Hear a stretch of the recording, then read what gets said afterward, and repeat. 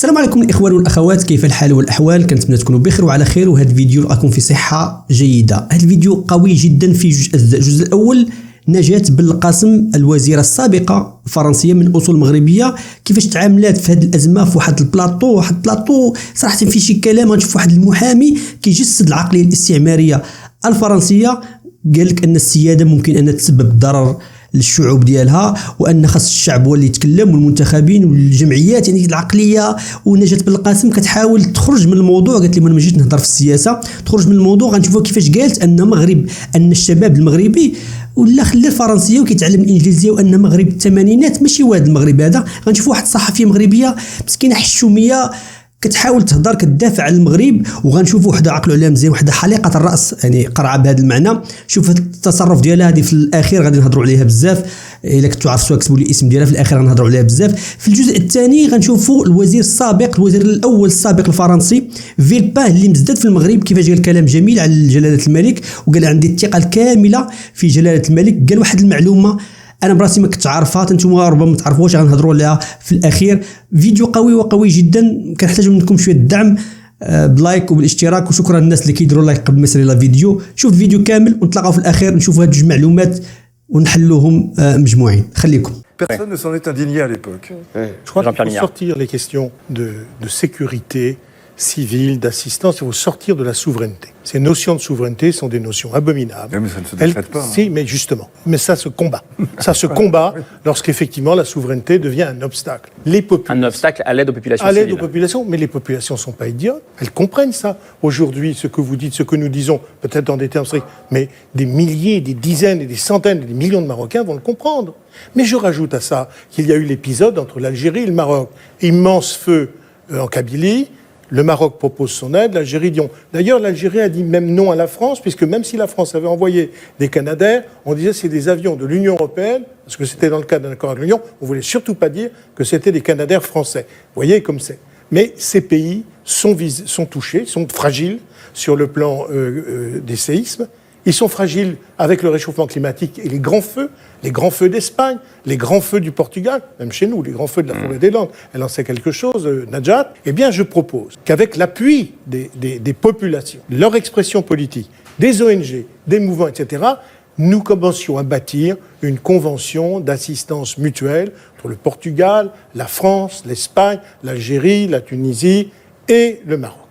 De telle sorte que ces questions d'assistance dans des moments très violents comme celui-ci, les populations n'en souffrent pas, il y a une convention qui a prévu. Ce qui veut dire qu'on ne met pas son drapeau dans sa poche, on n'en parle plus, on cède. Alors je ne dis pas que ça se fera du jour au lendemain, que ce sera si facile, mais le monde évolue comme ça. Et les populations diront comment ? Vous ne voulez pas répondre à cette proposition, mais cette proposition, elle est pour notre bien. Et d'ailleurs, ça permettrait effectivement aux opinions publiques françaises, espagnoles, portugaises, tunisiennes, marocaines et algériennes de se rejoindre. Ce qui, vu les circonstances générales, j'en dirais pas plus, ce ne sont pas mauvaises. Ce qui est vrai, c'est qu'on a un modèle de ça, même si c'est pas tout à fait efficient, Ronnie me le dira dans un instant, mais c'est en matière de lutte contre les grandes pandémies, le règlement sanitaire international qui avait été adopté en 2005 et qui précisément créait cette espèce de coopération où un État qui voyait apparaître une pandémie était censé alerter l'OMS. Je dis censé parce que du coup ça n'a pas été super efficace, mais ça peut toujours s'améliorer. Vous avez raison, l'obligation de le Voilà, c'est une obligation. Et donc, du coup, on pourrait prendre exemple là-dessus pour lutter contre les feux et toutes les catastrophes climatiques. Je trouve que c'est assez pertinent. Parce qu'il y a aujourd'hui, malgré tout, le risque que les populations civiles soient les otages, entre guillemets, de relations géopolitiques, géostratégiques. C'est pas naïf que de dire ça, Fadwa Islah. Vous qui chroniquez depuis longtemps la fraîcheur ou le gel, comment dire, des relations entre la France et le Maroc, pour le coup. Le Maroc a fait des choix, et effectivement ces choix, le choix de l'Espagne ou le choix de la Grande-Bretagne sont révélateurs de l'état des relations, effectivement. Je veux dire, tout comme on choisirait de s'adresser à un ami plutôt qu'à quelqu'un dont on n'est pas proche. Et donc, effectivement, aujourd'hui, quelque part, même si ça n'est pas dit de manière comme ça claire, quelque part, la France, on paye cette politique du en même temps au Maghreb et qui a fait beaucoup de mal aux relations entre le Maroc et la France, mais aussi entre le Maroc et l'Algérie.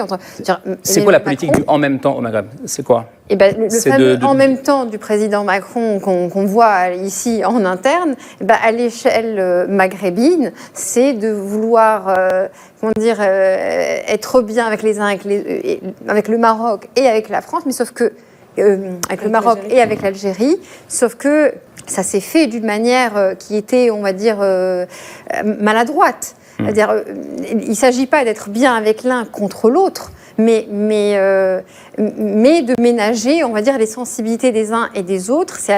Les équilibres sont assez complexes et je pense que Emmanuel Macron a été un petit peu comme un éléphant dans un magasin de porcelaine. Et je recherchais, je la trouve pas dans mes fiches, mais je recherchais une de vos citations, une citation d'un proverbe marocain. Oui. Vous vous en rappelez ou pas quand on tend un fil, celui qui s'éloigne de toi.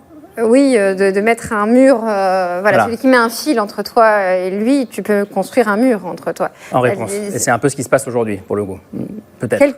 Mais j'ai envie de croire que non, parce qu'au vu des circonstances, je ne pense pas qu'on va rester dans ces considérations-là.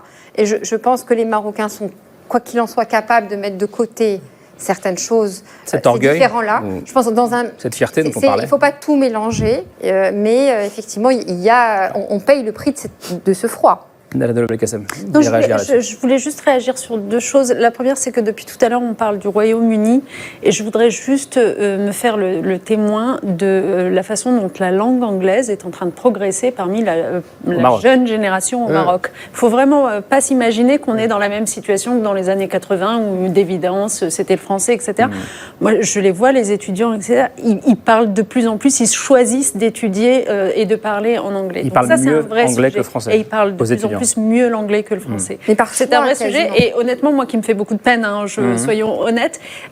Donc ça, c'était ma première réflexion. Et ma deuxième réflexion, c'est que puisqu'on est tous partis pour du commentaire politique, alors que c'est pas forcément ce que j'appelais de mes voeux, mais bon, en même temps, je le comprends. On ne fait pas que ça, là. Mais non, mais je comprends qu'il faille donner ce contexte-là. Je voudrais juste dire que le refroidissement des relations entre la France et le Maroc, il n'est pas non plus complètement sans rapport avec la politique des visas qui est conduite par la France à l'égard de ces pays du Maghreb et d'Afrique d'ailleurs, parce qu'il y a le refroidissement avec le Maroc, il y a quand même l'hostilité croissante dans un certain nombre de pays d'Afrique subsaharienne. Enfin, voilà, donc du coup, je ne peux pas m'empêcher de la restriction du nombre de visas accordés aux ressortissants marocains pour protester contre le non-respect par le Maroc d'accords de reconduite à la frontière, en gros. Voilà, c'est ça. Ces mesures extrêmement vexatoires, c'est très vexatoire, bien parce qu'elles n'étaient pas contre des personnes qui auraient été potentiellement des immigrés illégaux, des candidats à l'immigration illégale. C'était des personnes qui venaient soit pour assister à une conférence, des artistes. Et soyons clairs, ça a fait un mal fou. Enfin, je veux dire, les communautés d'affaires, en effet, les artistes, des étudiants, des intellectuels, les universitaires, ou même des gens qui venaient pour des événements familiaux, un deuil, un mariage et qui n'ont pas pu venir. Donc c'est vraiment des situations. De Villepin. Bonjour. Plus de 2100 morts, autant de blessés et des dégâts considérables. Le bilan s'alourdit au fil des heures au Maroc après le terrible séisme qui a secoué le pays. 3 jours de deuil national ont été décrétés. Vous y êtes né au Maroc, à Rabat. Qu'est-ce que vous ressentez après ce drame? Une profonde émotion. Tout ce qu'on voit de la situation dans la région d'Alaouz, Marrakech, montre à quel point il y a un véritable drame, une tragédie qui s'est jouée en quelques secondes et des villages entiers qui sont aujourd'hui ensevelis. Dans ce contexte, le magnifique élan qui s'exprime aujourd'hui à travers le monde, et particulièrement en France, parce qu'il faut mesurer cette relation si particulière qui existe entre la France et le Maroc. On va en parler. C'est pas seulement 2 millions de Marocains ou de binationaux vivant en France, c'est aussi 50 000 Français qui vivent là-bas et 4 millions de touristes chaque année. Donc c'est une relation d'une immense proximité et c'est donc vraiment le cœur qui parle quand nous voyons cette souffrance qui s'exprime là-bas dans un pays si cher. Vous avez des proches, des amis qui ont été touchés par le séisme? Beaucoup de proches dans la région de Marrakech.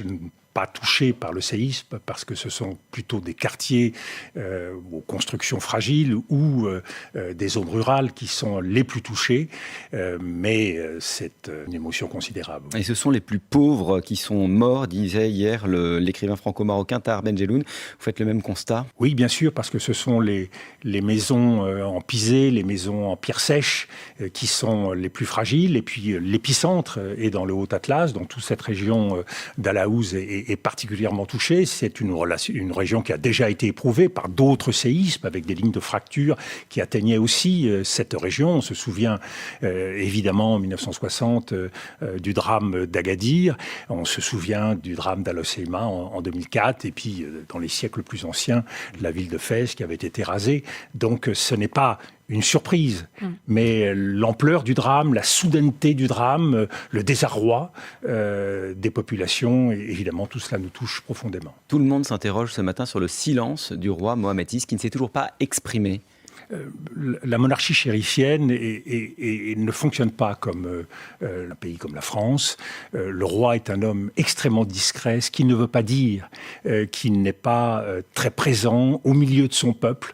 Donc il faut bien se garder d'interprétations erronées sur ce qui se passe aujourd'hui au Maroc. On parle d'une visite très prochaine, dans les prochaines heures, du roi du Maroc à Marrakech.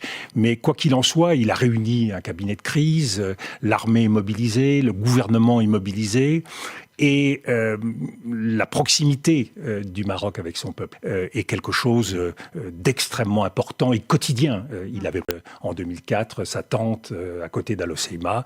Je n'ai aucun doute sur le fait qu'il sera au rendez-vous, bien sûr, dans ce drame. Dominique de Villepin, depuis le séisme vendredi soir, de nombreux pays ont tendu la main au Maroc pour offrir leur aide. Après un long silence, le Royaume a seulement accepté l'aide de 4 pays, l'Espagne, la Grande-Bretagne, le Qatar et les Émirats arabes unis. Comment vous expliquez cette réserve ? Alors je crois que l'argument qui est mis en avant par les autorités marocaines est un argument sérieux, l'argument technique qui consiste à faire en sorte que la planification des aides puisse garantir l'efficacité. Mais en Turquie, au mois de février dernier, cet argument technique ne valait pas. Oui, nous sommes là dans des villages très difficilement accessibles, pour ne pas dire inaccessibles dans certains cas, quand les routes sont effondrées. Et donc un embouteillage d'aide n'aurait pas permis d'apporter davantage et au contraire aurait été contre-productif. Donc je crois que c'est un argument très sérieux. Il faut planifier, organiser dans le temps pour s'assurer que tout cela sera efficace. Mais derrière ça, il n'y a pas une question de fierté nationale quelque part. On ne demande pas de l'aide à n'importe quel pays. On choisit qui on permet d'entrer chez nous. Alors là, il y a 2 facteurs. D'abord, je ne veux pas faire de lien de cause à effet. Ce serait déplacé dans ces circonstances. Mais il y a un contexte de très forte tension entre le Maroc et la France. Ces tensions, elles durent maintenant depuis longtemps. Il y a déjà eu dans le passé des difficultés entre la France et le Maroc, y compris sous le général de Gaulle. On se rappelle tous de l'affaire Ben Barka en 1965, mais il y en a eu d'autres, sous Nicolas Sarkozy, à la suite de la commande des F-16 et non pas des Rafales. Il y a eu des fritures, mais là, c'est plus tendu. Là, il y a une conjonction de facteurs. Il suffit de rappeler l'affaire des visas, il suffit de rappeler l'affaire d'espionnage du logiciel israélien, et les Marocains ont eu un sentiment d'instrumentalisation de cette affaire. L'affaire des visas, c'est la réduction par la France du nombre de réduction de moitié par la France. Désormais, l'affaire est réglée, la ministre des Affaires étrangères s'est rendue là-bas. L'affaire d'espionnage, c'est donc un logiciel israélien qui a été appliqué, qui aurait pu écouter un certain nombre de dirigeants français. Dont le président de la République, Emmanuel Macron. Et une condamnation du Parlement européen avec un sentiment d'incompréhension du côté marocain. Et puis, il y a bien sûr les relations avec l'Algérie. Les Marocains ont eu le sentiment que la France était pleine d'égards pour l'Algérie et n'accordait pas les mêmes égards au Maroc. Et puis, bien sûr aussi, l'affaire du Sahara occidental avec un changement de donne. Et là, il faut rappeler à quel point le Maroc a fait des progrès dans la dernière décennie, à la fois en croissance économique. C'est un pays qui a une croissance de 8-9%. Évidemment, après le Covid et la crise financière, les choses sont un peu plus compliquées. Mais c'est un pays aussi qui a aujourd'hui une aura internationale en Afrique. C'est la tête de pont vers les pays africains et des relations avec le Moyen-Orient qui ont été renouvelées à la suite des accords d'Abraham. كما نشوفوا الاخوان يعني بلاطوات بحال هكا في الاذاعات الفرنسيه كيكون هناك شنآن اللي كيدافع على المغرب واللي كاين ضد المغرب. شفنا هذيك الصحفيه المغربيه كيفاش كلمات المذيع وحاول يستفزها، حاول يجبد منها، قال لها قولي لك المثل اللي كتبتي عليه اللي ضرك بخيط ضرقوا بحيط، يعني حاول يخرج من الكلام اللي كتبات في واحد المجله في جون افريك. وشفنا ديك الاعلاميه او ما عرفتش شنو نسميها ديك حلقه الراس الرياكسيون ديالها فاش قالت المغربيه بان ماكرون يدفع ثمن هذا التقرب من الجزائر. غنهضروا عليها سميتها مريم تيغانيمين، غنهضروا عليها في واحد الفيديو مطول هي واحد الرباعه كاملين. شفنا الرئيس الفرنسي قال الرئيس الوزير الاول السابق الفرنسي اللي مزاد في المغرب قال واحد الكلام، واحد المعلومه بان المغرب، بان جلاله الملك في زلزال الحسيمه كان داير الخيمه ديالو تما، يعني كان قريب من المواطن، عارف الامور اللي جات تما السلبيه والايجابيه في هذاك الزلزال عليها، كان هو يعني خد زمام الامور. هذه المعلومه ما كنتش عارفها، كتب لي في التعليق واش كنت عارف هذه المعلومه. شنو رايك في الكلام اللي قالت نجاة بالقاسم؟ شنو رايك كنت كتعرف هذيك مريم تيغانيمي اللي غنهضروا عليها؟ مازال ممكن تبحث عليها، وجد راسك من دابا غنهضروا على ديك الطبقه كامله، ديك الرباعه كامله، هذا النوع اللي كيكون مفرنس، وشنو الاسباب اللي يعني شنو الورقات اللي كتستعملها فرنسا ضد المغرب بهذا النوع هذا. خلي الراي ديالك مهم جدا في التعاليق. شنو بالك في هذا الشيء كامل؟ طبيعه الحال كنتي اول مره دير لايك واشتراك وبارطاجي الفيديو. الى اللقاء فيديو اخر ان شاء الله. تهلاو.